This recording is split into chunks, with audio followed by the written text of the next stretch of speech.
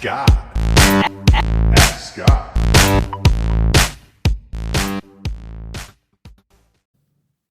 Hey Scott, Dennis here from Northern Kentucky, and I am just now preparing to go from a regular retail arbitrage seller to a private label seller, and it's all because of your awesome podcast and information, guests, and everything else that you provide for us. So I want to start off by saying huge thank you to you for everything that you're doing. It really is helping take some of the fear out of it for a lot of us.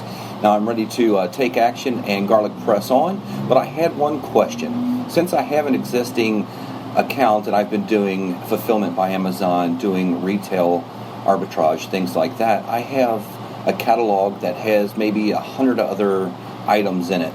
Now when I get my private label items and I'm trying to push reviews to that specific item using my Feedback Genius, do you know of any way to filter out who will get the emails from Feedback Genius? I've looked around and I've found nothing. Like, I don't want it to go to a book that I picked up. You know, I don't care that they review that book, but I want them to review my private label product instead. That's it. Thank you very much. Have a great day, and garlic press on. Hey, Dennis, thank you so much for the question and the kind words. Again, I really do appreciate it.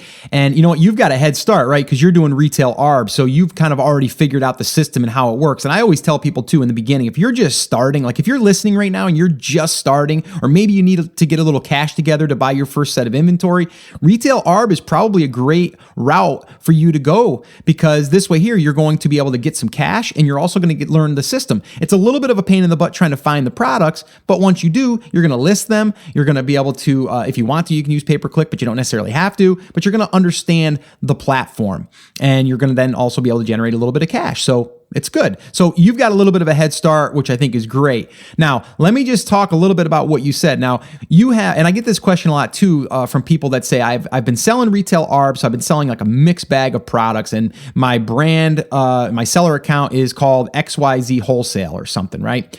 Should I create a new seller's account, or should I sell under this same brand? The thing is if you roll out a private label product, and let's say that it's called, killer cooking stuff. I don't know.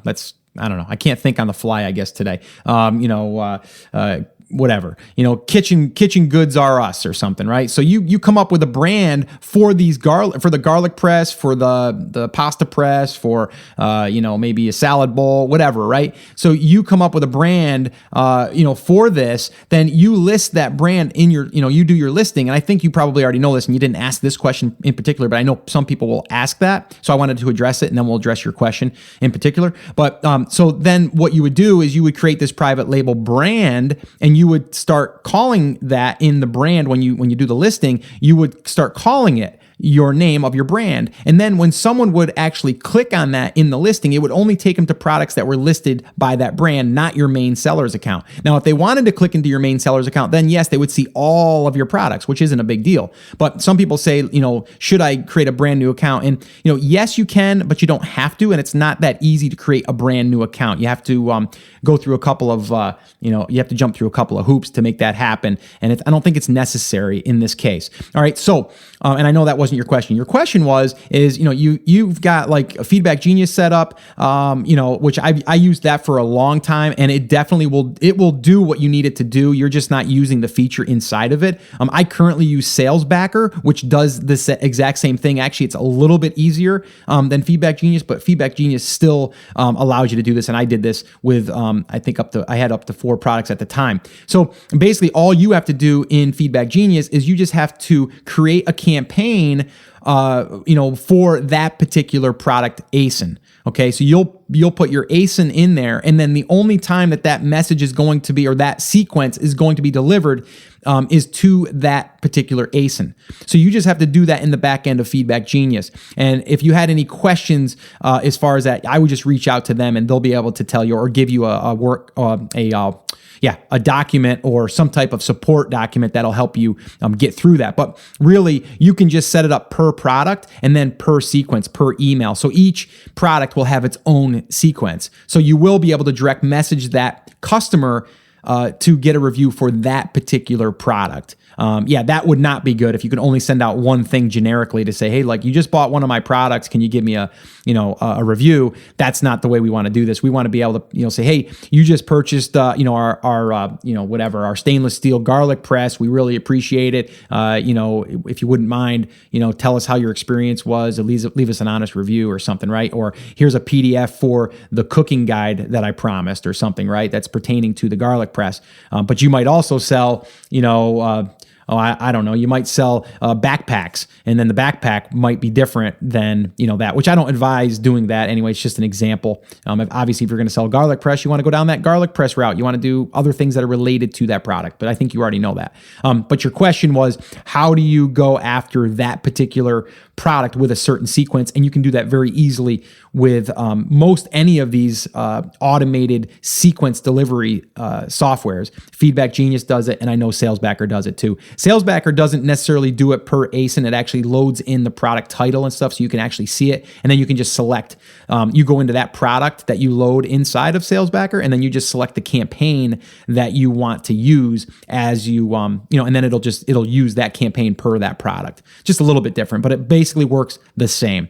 So I hope that's been helpful. If you guys want to submit a question, head over to theamazingseller.com/ask, and you can do that. I want to also, again, remind you guys, if you're brand new and this is your first time to the show, I want to welcome you. I love hanging out with you guys. This is just awesome to be able to virtually connect like this, and that's why I love the Ask Scott sessions. But if you are brand new and you're just getting your feet wet and you don't understand the entire process, the entire business model, I would recommend attending one of my live free workshops. This is where I break it down for you in 5 phases: how to pick a market and a product, how to source it, how to do a pre-launch, how to do a launch, how to promote the product, and everything in between. We go over that on a workshop, and we go through every single thing. We also do live Q&A. So if you want to attend one of them, I would love to invite you to the next one, and you can register for the next one by heading over to theamazingseller.com/workshop, and you can register there for an upcoming workshop.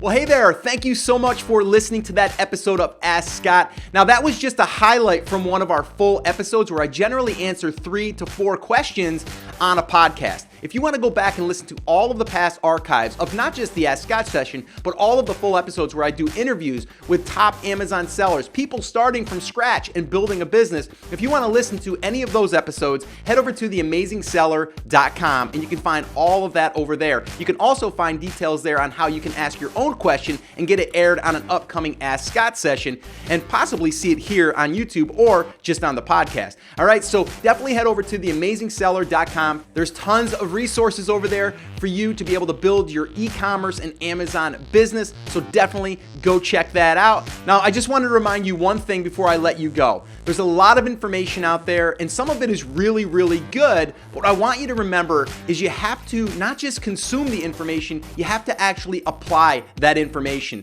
So take this information that you learned here today and apply it to your business, and this way here you can get results. As my shirt says, I wear it almost daily. Take action. We'll see you guys.